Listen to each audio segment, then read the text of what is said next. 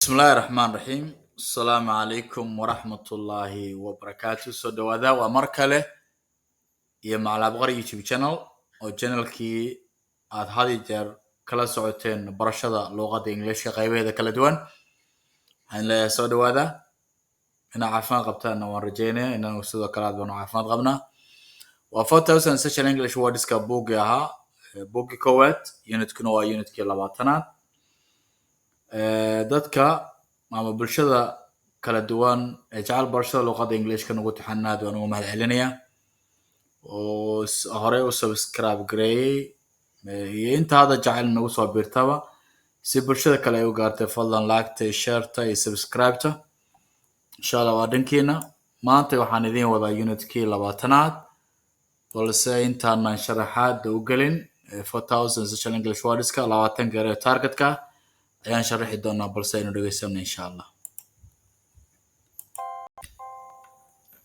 Unit 20. Word list. Achieve. To achieve something is to successfully do it after trying hard. I was happy that I could achieve my goal. Advise. To advise someone is to tell them what to do. My mother often advises people about their money. Already. If something happens already, it happens before a certain time. It is already time for the movie to start. Let's go in. Basic. If something is basic, it is very simple or easy. I learned some basic English skills in school today. Bit. A bit is a small amount of something. I ate a bit of chocolate before I went to bed. Consider. To consider something means to think about it. Pete didn't like his job. He considered getting a new one. Destroy. To destroy means to damage something so badly that it cannot be used. The glass was destroyed. Entertain. To entertain someone is to do something that they enjoy. The clown entertained the kids at the party. Extra. If something is extra, it is more than what is needed. The squirrel had extra nuts for the winter. Goal. A goal is something you work toward. Her goal was to become a doctor. Lie. To lie is to say or write something untrue to deceive someone. Whenever Pinocchio lied to his father, his nose grew. Meat. Meat is food made of animals. This piece of meat I'm eating tastes very good. Opinion. An opinion is a thought about a person or a thing. Meg told me her opinion of my story. She said it was not funny. Real. If something is real, it actually exists. The handbag has a stamp on it, so it's real. Reflect. To reflect is when a surface sends back light, heat, sound, or an image. Her face was reflected on the smooth glass. Regard. To regard someone or something is to think of them in a certain way. The boy regarded the girl as a good friend. Serve. To serve someone is to give them food or drinks. He served us our drinks quickly. Vegetable.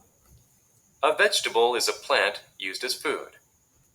Carrots are my favorite vegetable. War. A war is a big fight between two groups of people. Many young men died in the war. Worth. If something is worth an amount of money, it costs that amount. Our house is worth a lot of money.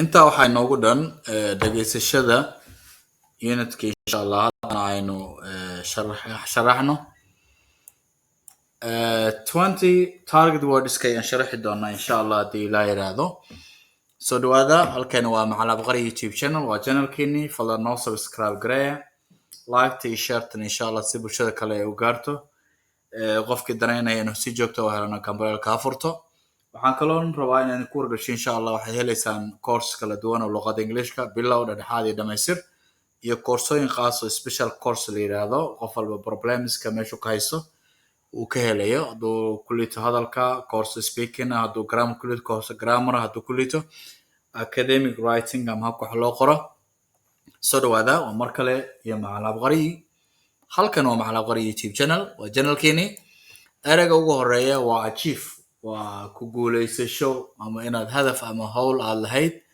mudana soo wadaad ku guuleysato waa achieve to achieve something inaad wax ku guuleyso is to successfully do it waa inaad si guul ah u samayso after trying hard kadib markaad si adag soo dayday I was happy waan faraxsanaa that I could achieve my goal waxaan ku faraxsanaa inaan ku guuleysan karay hadafkayga advice waa la talin ama waanin waaye to advise someone qof la taliso is to tell them waa inaad u sheegto iyaga what to do waxay sameeyaan my mother often advises people hooyaday badanaa dadka ay waanisaa la talisaa about their money lacagtooda kala talisaa already waa mar hore ama durba waa la dhihi karaa if something is happens already hadday mar hore wax dhacaan it happens before a certain time waqti cayiman ka hore waxaasi dhacaan it's already time for a movie to start waa xilli hore ama waqti hore waaye oo xilliga filimku bilaabanayay let us go in aynu galno markaa erayga basic waa aas ah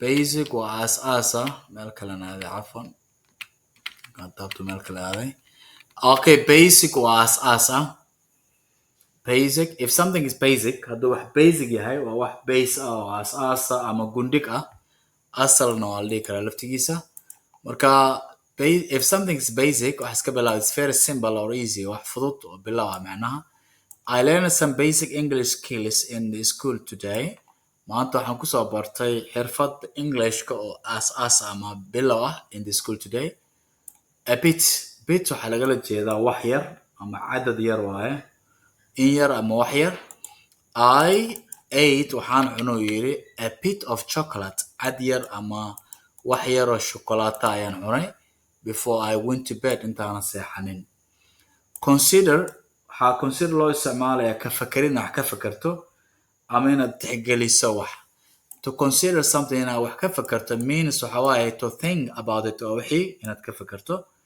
Pete ninka la yiraahdo didn't like his job shaqadiisa muusan jeclayn he considered getting a new one wuxuu marba ka fakarayay inuu helo shaqo cusub mid cusub inuu helo ma jeclayn shaqadiisa wuxuu marba ka fakaray isagu inuu shaqo cusub helo destroy waa burburin to destroy means macnaheedu waxay noqonaysaa to damage something oo waxyeelayso wax so badly si xun that it cannot be used waan la isticmaali karin in wax jijibiso halayso si aan iyadoon la isticmaali karin marka that cannot be used lama isticmaalo the glass was destroyed dhaladii ama muraayadii waa la jibiyey waa la burburiyey entertain waa madadaalin waaye qofku inaad maaweeliso kale ama madadaalin waaye entertainment waa verbkeedii waa entertainment waa noun to entertain inaad madadaaliso someone qof is to do something waa inaad samaysaa wax that they enjoy ay jecel yihiin clown waa majaajilisi qofka dadka ka qosliya la yiraahdaa madadaaliye waa hadii kale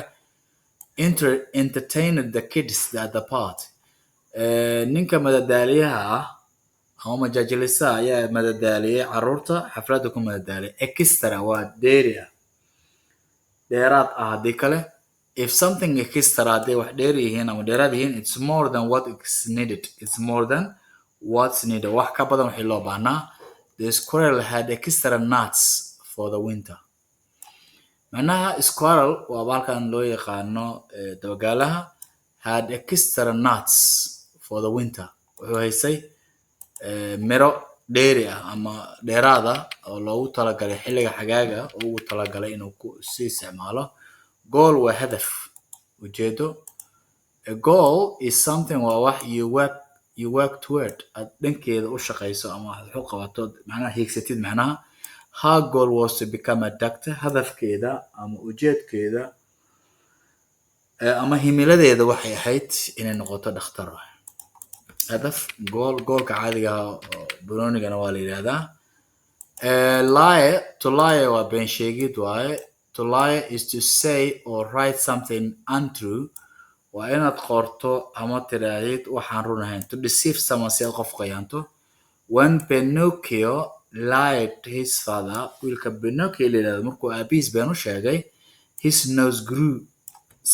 Markaasoo been sheeg sanku sii dheeraanay. Markaasoo been sheeg sanku sii dheeraanay.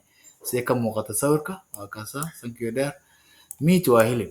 Meat is a food made of animals. waa cunto laga sameeyo xayawaanka marka waa hilib waaye. This piece of meat, gabalkan hilibka I'm eating tastes very good. cadkan hilibkaan cunaya aad ayuu dhadhamayaa. Opinion waa aragti ama waa ra'yi. fadlan nagu soo biir haddaad hore noola soconin. Subscribe garay, shareta, like-ta waa dhankiina insha allah. si joogtaas oo heshana gambarolka furo casharaday. An opinion is a thought about a person or thing.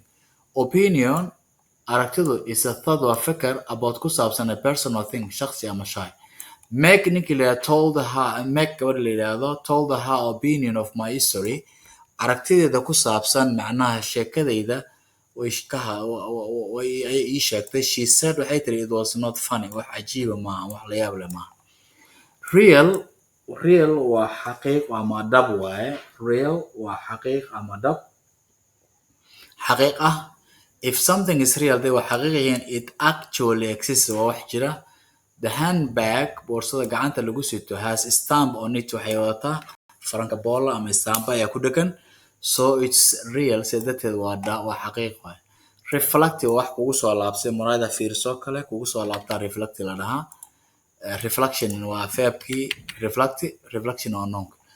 To reflect is when surface. To reflect waxay noqonaysaa when surface sends back light. marka oogadu ama shay oo iftiinka soo celiyo, heat ama kulka soo celiyo, ama sound cod soo celiyo, ama image muuqaal soo celiyo.